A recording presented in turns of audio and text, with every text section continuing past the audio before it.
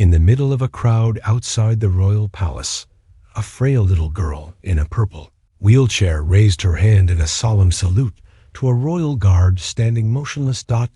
No one noticed. No one responded, except her mother and the soldier who remained, still as stone. "Mommy, did he see me?"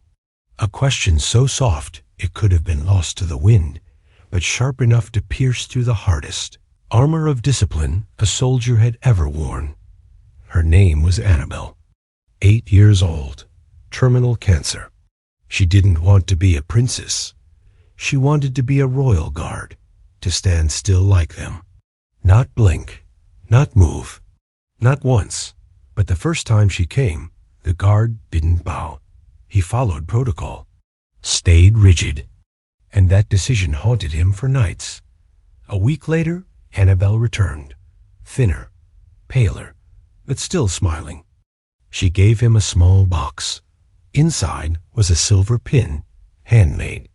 Etched on it were just 4 words, "For valor, in silence." Then came the biggest parade of the year, the one watched by thousands and attended by royalty. Anabel showed up once more, and when she raised her hand for one final salute, the soldier bowed, a single, subtle motion, yet it made an entire nation stop and feel. And when the world found out why he broke the rules, no one could hold back their tears. But that wasn't even the most powerful part. You won't forget what the little girl left behind, or the final ritual the soldier performed, not for a patient, not for a child, but for a fellow warrior. It was a gray afternoon in London, a kind where the clouds hang low, and even the palace seems to hold its breath. Tourists bustled outside the gates of Windsor, snapping photos, laughing, trying to catch the attention of the guards.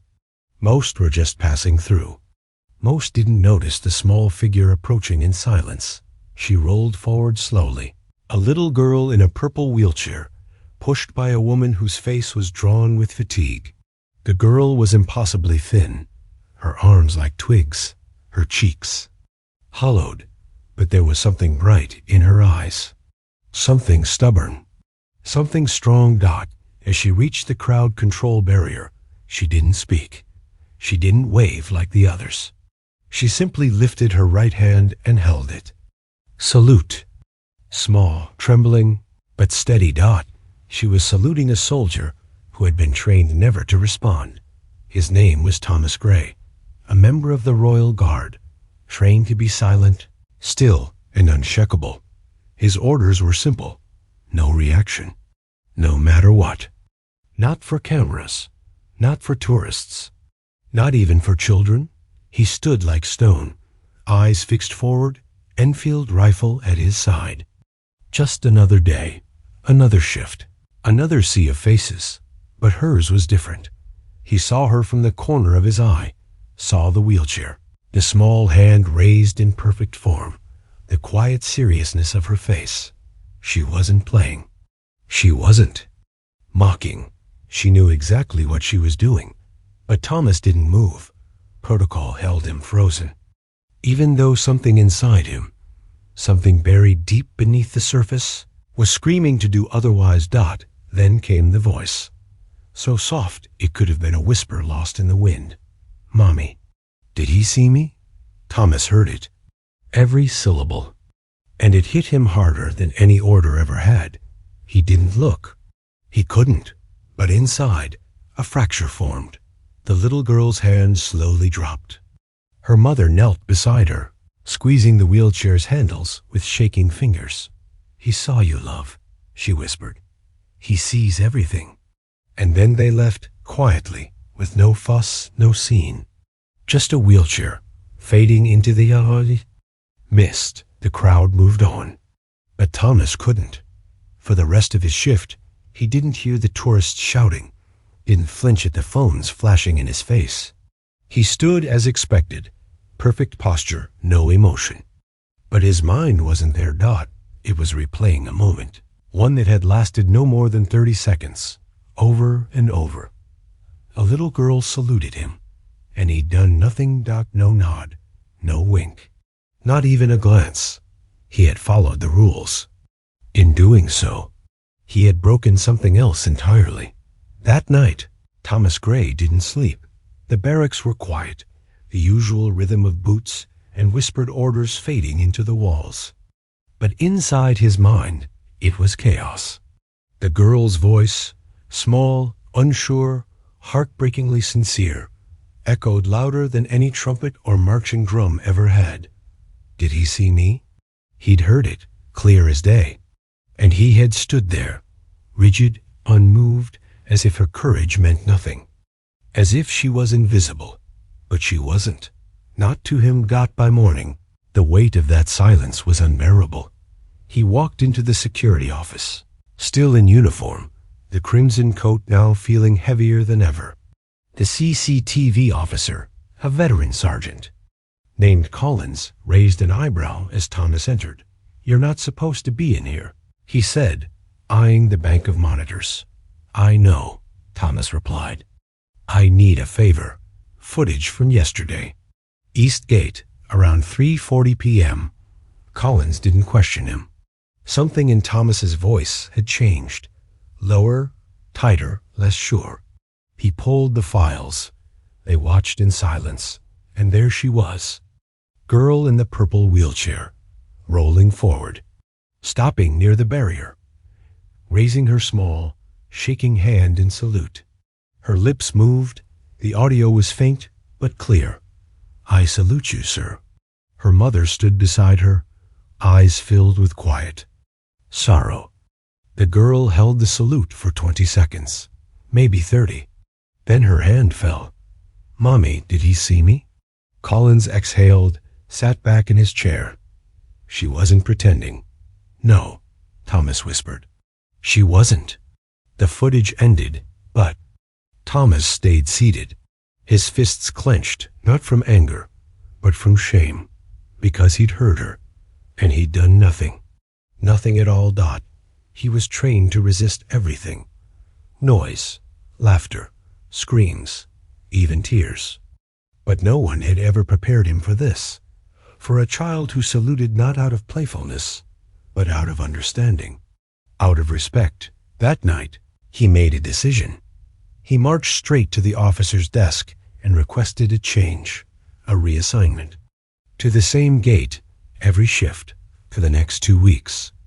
When asked why, he simply said, "There's someone I'm hoping comes back."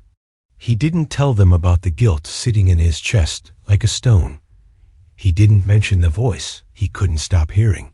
He didn't say the truth, that he was praying for a second chance to do what he hadn't done the first time, not to move, to acknowledge, to let that little girl know that yes, he had seen her, and this time, if she came back, he would not let protocol stand in the way of something far greater, something human, something sacred. She came back.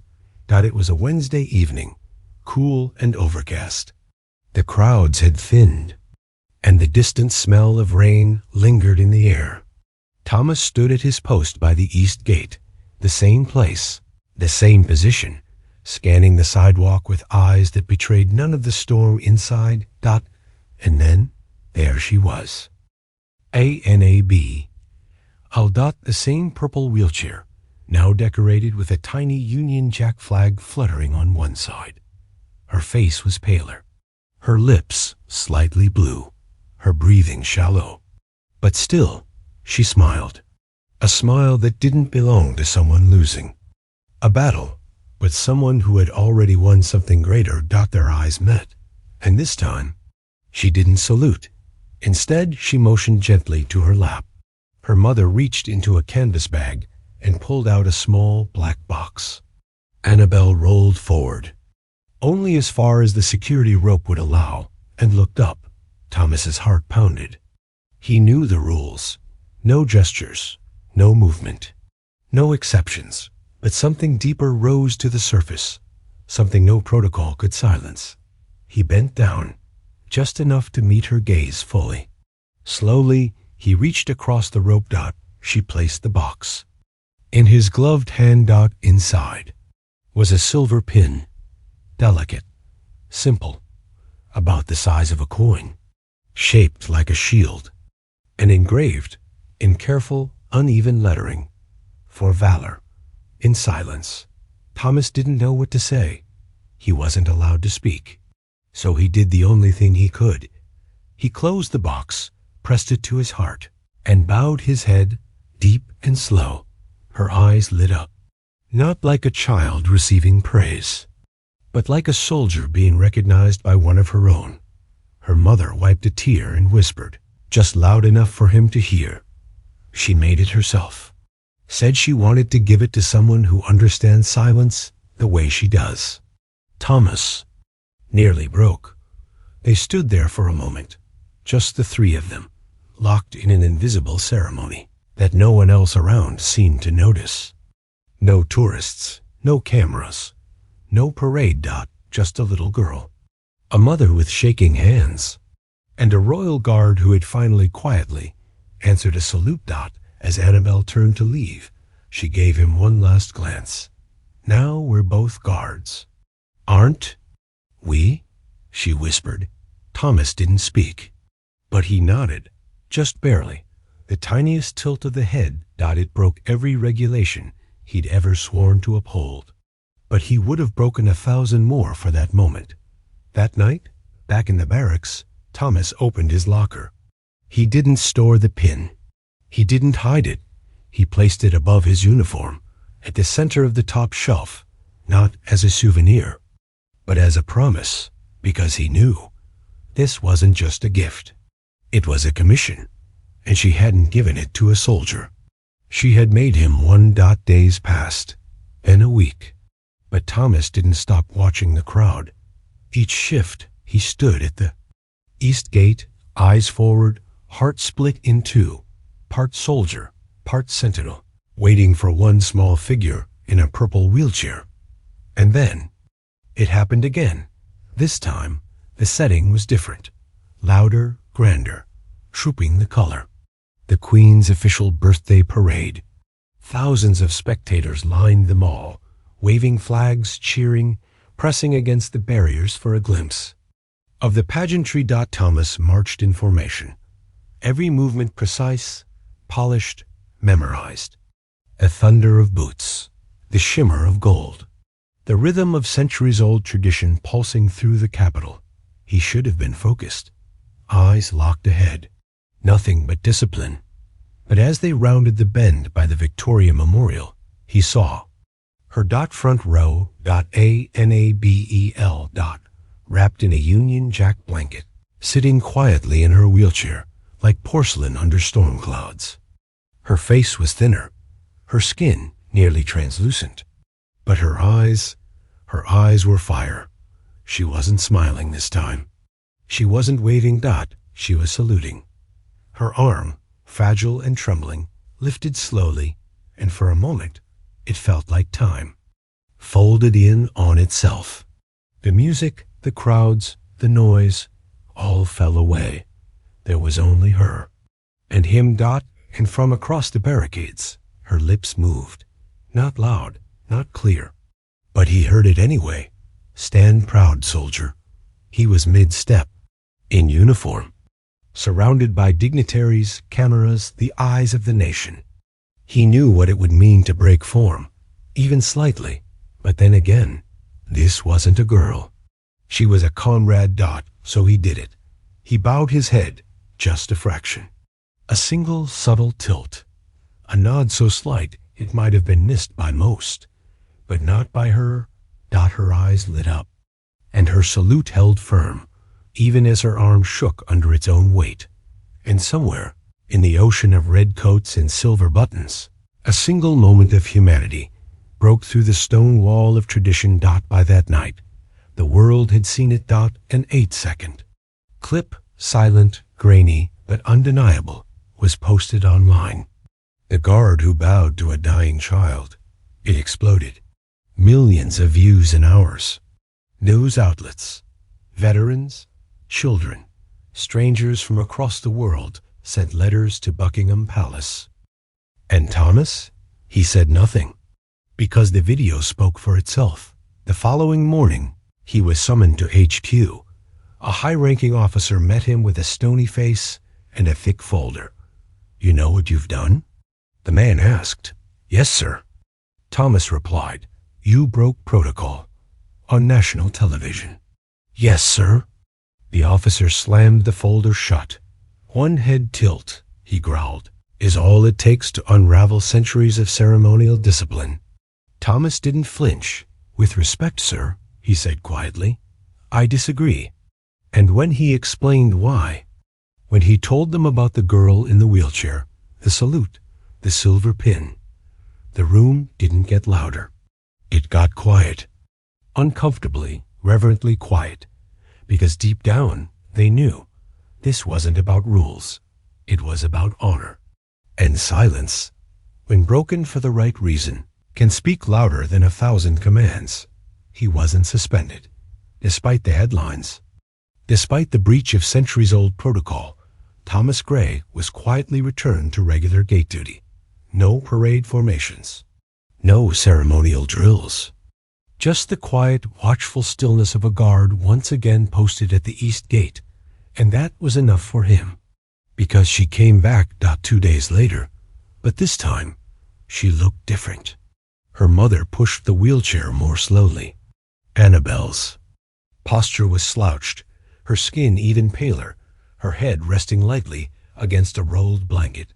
They didn't stay long. She didn't wave. She didn't speak. But just before turning away, Anabel looked straight at him and did something so simple, so devastating. She tapped her chest, right where a badge would go. A small, trembling gesture that said more than any words ever could. Thomas understood that it wasn't just a salute anymore. It was a transfer of duty, a passing of the torch. And in that instant, he knew his service was no longer just to a crown or a country. It was to courage, the kind of courage that fights in silence. Unseen, UNCELEBRATED.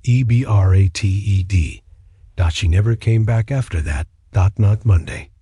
Not Wednesday.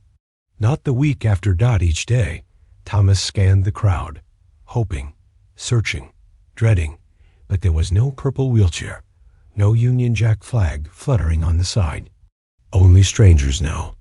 Only noise. By the third week, something inside him knew the truth. So on his day off, he went, in civilian clothes, to Great Ormond Street Hospital, where she had once been treated. He didn't expect to find anything. Just to stand outside. Maybe leave a flower, but fate had other plans. Outside, the pediatric oncology wing, stood a woman holding a small paper bag. Her shoulders were hunched, her eyes red. But when she saw him, she smiled, a soft, tired smile. "You came," she said. Thomas's throat tightened. He nodded. "She passed 3 nights ago," the woman, her mother, said, peacefully, in her sleep. "But do you know what she was holding?" He didn't. "The little black box, the one she gave you." Thomas froze. "She asked for it back the day after the parade." "I think she knew," the mother whispered. She never said it out loud, but she knew. Then she reached into the paper bag and pulled out a folded piece of paper. "She wanted you to have this." Thomas unfolded it slowly. A child's drawing. Wobbly, colorful, full of soul. It showed a tall guard, bowing in full uniform. In front of him stood a small girl, with angel wings. Above them, written in uneven handwriting, "My royal guard, my friend forever." His chest clenched. She also left this, her mother said, pulling out a velvet pouch. Inside, the silver pin. Attached was a note, barely legible through smudged ink and tear stains. "Please wear this when you say goodbye. Even if I'm not a soldier like you, I was brave too. And brave girls get saluted." Thomas said nothing. He couldn't. But in his silence, he made a vow. The church was small, tucked between quiet streets in Leeds, with faded brick walls and stained glass windows that scattered light like fragile rainbows. There were no camera crews, No royal banners, no formal guards of honor. Just a simple white coffin, a grieving mother, and the silence that comes when something sacred is about to happen. Ellie's funeral was held on a Friday morning. The sky was gray. The air was still. Even the trees lining the street seemed to bow their heads. Gray arrived early, not in civilian clothes. Not in half uniform, but in full ceremonial dress, scarlet tunic, gold buttons polished to perfection, boots mirror-shined. His bearskin cap rested under one arm, and pinned just above his heart was the silver badge Ellie had made. For valor. In silence. He didn't speak when he entered. He didn't need to. The moment he stepped into the chapel, every head turned. Whispers fell away like ashdot at the front. Clara, Ellie's mother, looked up. She didn't cry. She simply nodded, lips pressed tight, as if to say she would have been proud. The service was quiet. One violin. A few words from neighbors. A story from a nurse who said Ellie once made her stand at attention for 5 minutes straight before accepting her medicine, because that's what proper soldiers do. And then it was time. 2 men stepped forward to lift the coffin. That was when Thomas moved. He stepped into the center aisle, slow and steady. His boots echoed across the stone floor, sharp and deliberate. Each step was a vow. When he reached the center, he stopped. With one clean motion, he drew his ceremonial sword, blade to brow, and held it. Still, silent, absolute. Then he lowered it, forming an arch, and bowed. Not a simple nod, but a deep, full bow, the kind reserved for fallen warriors. No one moved.